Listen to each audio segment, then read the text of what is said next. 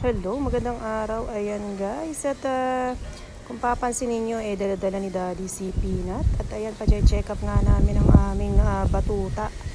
Dahil siya ay hinihingal. Kala mo ba'y may asthma? Ayan, dahil nga alas 2 pa ang schedule ng doktor, babalik na lang kami. At ito, nagpahangin muna kami dito sa likod. Dahil sobrang init guys sa labasan. Ayan, nakita nyo naman tirik ang araw. Pero dito sa likuran ay mahangin. At ayan, at gagawa na naman tayo ng ating cookies and cream na Graham bar ice cream. Ayan, dahil nga kahapon may bumili at gusto nila cookies and cream, isa na lang natira. Bata yung bumili, parang naiyak pa. Sabi ko bumalik na lang sila maya-maya at gagawa uli ako. Kaya nakakalungkot kapag ang mga bata bumibili tapos naubusan tayo ng stock. Kasi nga hindi naman ako nakagawa kahapon dahil nga may trabaho.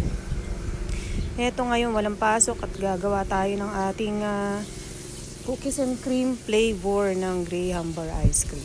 Ayan, kasi sobrang init kaya naman ang mga bata balik-balik dito sa akin. Bumibili sila ng Graham bar. Ayan yung ice candy soon magtitinda rin tayo niyan kasi ang tinitinda ko pa lang yung ala Magnum na ice candy. So tatry naman natin yung ibang flavor kapag ganitong walang trabaho at maluwag ang oras ko, gagawa tayo.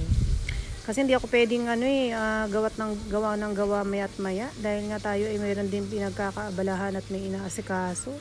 Meron din tayong trabaho, di naman natin maagad-agad. Actually, ni-enjoy ko lang to guys Natutuwa lang ako maglagay dun sa aking Graham bar plastic. Ang ganda ng aking packaging niyan guys. Tuwan-tuwa ako. Kaya siguro isa rin sa factor yun na binabalikan dahil nga yung lagaya natin ay maganda. Kasi diba parang dapat kasi yung binibenta rin natin attractive sa mga bata. Dahil ang target market nga natin ay yung mga bata at mga teenagers. Ayan, may mga bumibili-bili din ng mga oldies pero most of the time mga bata at mga teenagers ang bumibili sa akin. Yun ang mga customer ko.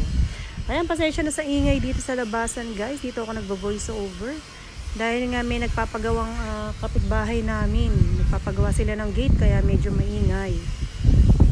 Ayan guys, naubusan tayo ng creme densada. Kaya ang ginamit ko dyan 2:1 tayo. APC tsaka isang condense. At ito naman ang ginagamit natin for cookies and cream, yung isang brand na medyo mura-mura.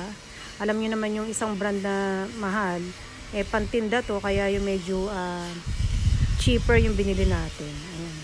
Sa isang ganitong container, guys, naglalagay ako ng 2 cookies and cream. Bali, 6 pieces yun ng cookies. Ayan.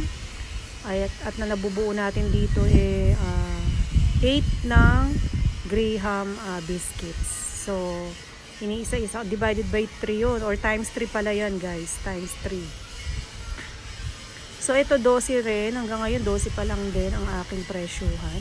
Hindi na ako nagtataas, basta may tumubo lang ng konti, masaya ako sa pagtitinda guys, kahit na pa piso-piso, 2 piso lang ang tubo ko.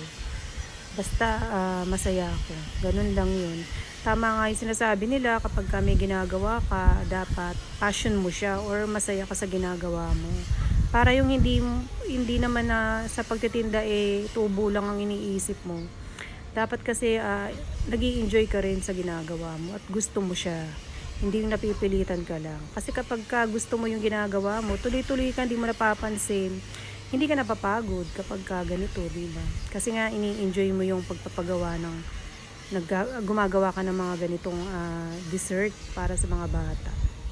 Kailangan lang talaga ng time and effort dito at dedication sa paggawa guys. Sa lahat ng ginagawa natin dapat laging may puso. O diba? Huwag tayo maghahangad agad sa kikitain at dapat na-i-enjoy ng ating customer ang ating mga produkto tulad nitong Graham bar. Ayan, first time ko lang naman magtinda dito sa amin guys. Sinamantala ko lang yung init ng panahon. At alam niyo naman ang mga kabataan mahilig sa malalamig. At syempre, ganun din tayo. Ayan, nailagay na natin yung ating Graham biscuits. At palalamigin na natin ito. 2 hours and more. Titigas na to. Ayan, ito naman yung isang ginawa ko ng isang araw. Bali, ito yung kalahati. Na-repack ko na or napack ko na yung pinakamalaking container ko. Ito yung half na ginawa nating classic flavor. Ayan. Itong classic flavor guys, gustong gusto to ng bunso ko. Kaya yung tinutubo ko, halos din napupunta lang din sa mga anak ko. Ganun, di ba yung malilibre ka na sa pagkain? Eh okay na yun, malaking bagay no, kahit wala ka ng tubuin. Ayan guys, so nakita nyo ang aking bagong packaging na plastic. Di ba maganda siya. Isa yan sa mga binabalikan ng customer ko. Ayan guys, so di ba ang cute? Ayan, 12 pesos itong cookies and cream. O, di ba? Yung classic 10 pesos lang. O, ayan guys. Hanggang dito na lang. At tayo ay ilalagay na natin to sa rep para tumigas. Hanggang dito na lang. Bye!